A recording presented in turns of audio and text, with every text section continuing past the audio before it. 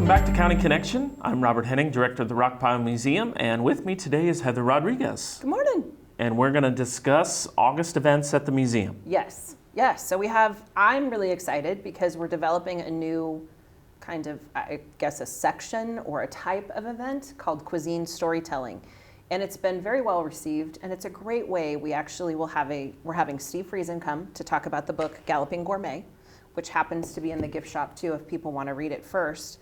But he talks about in this book Buffalo Bill and his habits for cooking and for drinks, for cocktails, and how that evolved over time. And so what a cool event. He's going to come and talk about it while Prime Rib prepares a 3-course meal right from the pages of the book or the recipes in the book. So I'm excited about that. That will be Tuesday, August 27th, starts at 5:30. Very small event. I think people like that. And it's a way for us to savor history, literally. Yeah. So Buffalo Bill was a pretty eccentric kind of guy, right? Mm-hmm. So Did he eat eccentric food, fancy food, or what was his thing? From what I can tell from the recipes that Steve has specifically suggested for this event, it's pretty normal kinds of things. Okay. I guess he loved his dessert. So his favorites were banana fritters and donuts. So we're looking at either one or both of those for dessert. Okay. And then he loved biscuits and beef. So yeah, I think it'll be a very interesting way to talk about a very interesting character, but his habits seem to be pretty normal. Yeah. Well, that's good. Yeah. So what was his drink of choice? Do you know?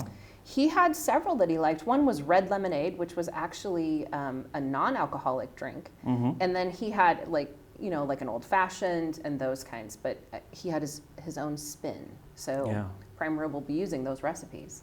How exciting. Yeah, I think it'll be a great event. Well, good. So remind me again the date and time and how can people attend? Yes. So tickets will be purchased at the museum. That's the only way to purchase them. And they actually went on sale on July 16th. And they're $50 a ticket, 30 tickets only. So it's a very small event. The event takes place on Tuesday, August 27th. We'll have cocktails starting at 5:30. Great. So call or stop in if you want tickets. Correct. Okay, good. And so Steve Friesen, I have another book of his, so I wanted to bring that. Oh. I don't know if he's bringing other books, but little background on him, he was the director at the Buffalo Bill Museum and Grave in Golden, Colorado for decades, long time, and really is an expert on Buffalo Bill. This is the biography he did of Buffalo Bill. Great little book. Hopefully he'll bring some with him to sell. But, I kind of authority on the subject, right? Right. So I'm excited I haven't read Galloping Gourmet yet, but I'm excited to dig into it. And my understanding, he himself is quite a colorful or interesting fellow. He is. And certainly being a historian on that, I'm sure affects a lot of who you are. For sure. I think if you spend your career interpreting the history of a very well-known prominent Western character, you tend to pick up on some of those. Yes, absolutely. So he is a fantastic speaker. So please buy tickets to that and come out and enjoy that event. That should be a lot of fun. Yes. Then we have lots going on for Camporee, which is open to the public. We have people that are coming that will talk about paleontology and archaeology. We will have a teepee for a couple of days with interpreters. The Homestead Shack will be out. We have someone that will be interpreting that. Lots of additional experiences to just coming to the museum. And we're excited, like we all know, over 106 countries will be represented, and we will have up to, they're saying, 2,500 possibly visitors to the museum. So this is a big deal for us. And I think it'll be very exciting. Yeah, it should be. And so if people want to come that week, they should expect that we're going to be very busy. They should expect maybe some parking woes. Correct. Yep. And so alternative parking would be across the street. Okay. And really that's about it. Our parking lot across the street, because the back of the museum will be used for the interpretive village, and where Camporee will drop their kids. They'll actually pick up the kids in the back. So no parking back there. Or you could bike and walk. Right. Yep. That's always an option. Or you could just give us a call, right? say, are you guys super busy? Are there parking spots? That's a great idea, yeah. You know, the Camporee kids are all coming via bus. Right. So there could be plenty of parking. There's a little bit of an unknown on this for us. But yeah, Heather has done a great job getting lots of interpreters and extra things happening. So we're excited. So it is exciting. Yeah, good. Anything else to share with the audience? Well, yes, we need to. So in September, the event that's coming that we'll put the tickets on sale for this on the 13th of August is our Two Mules Chuck Wagon. It'll be a Chuck Wagon dinner. They're coming in the morning. They're teaching a class. That's sold out. That sold out almost immediately.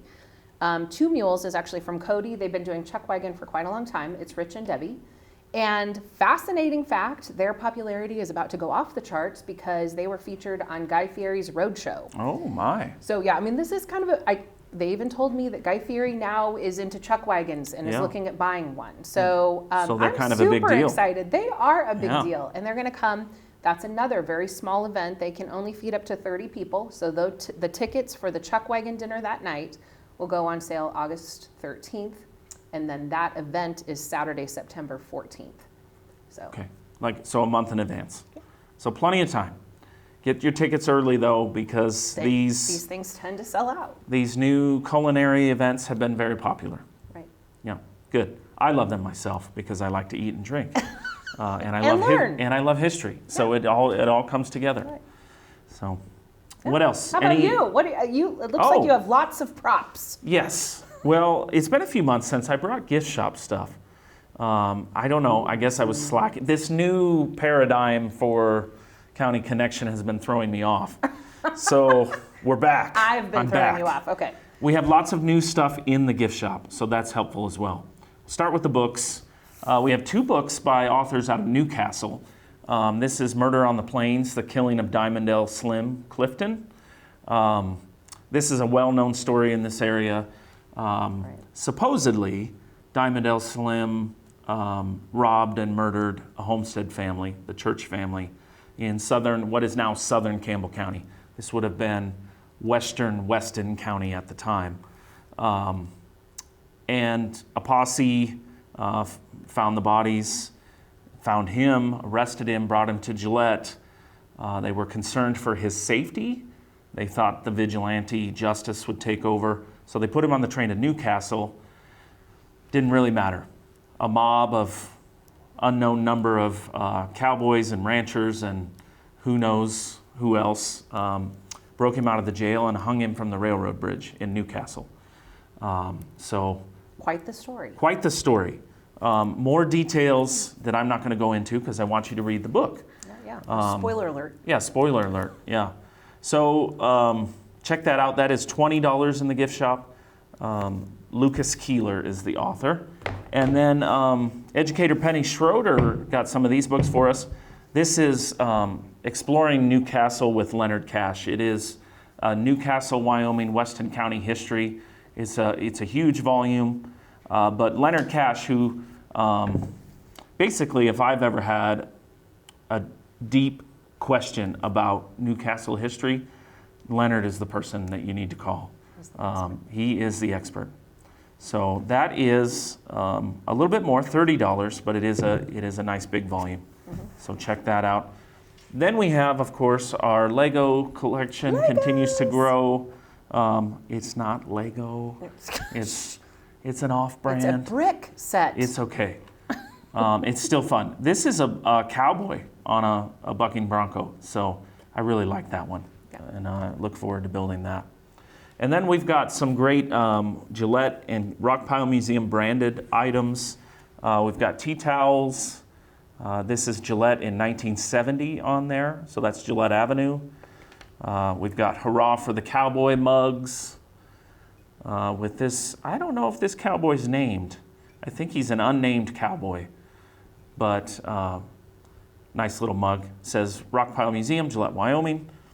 And then coasters to put under your coffee mug on an early morning like this when you need coffee. So Rockpile, we've got another Gillette Avenue scene, and then the Goings. It's the Goings, right? Yes, it is the Dodd House, the predecessor of the Goings Hotel. And then Coal Country USA. It's got a nice old haul truck from the 80s on there. So lots of that type of products. So if you're looking for things that are branded Gillette, Wyoming, Right. we've got plenty of that now. So come and check it out. Yeah, lots of great things. I And- love the jade. There's jade jewelry. And Yes, it's Wyoming very jade. expensive.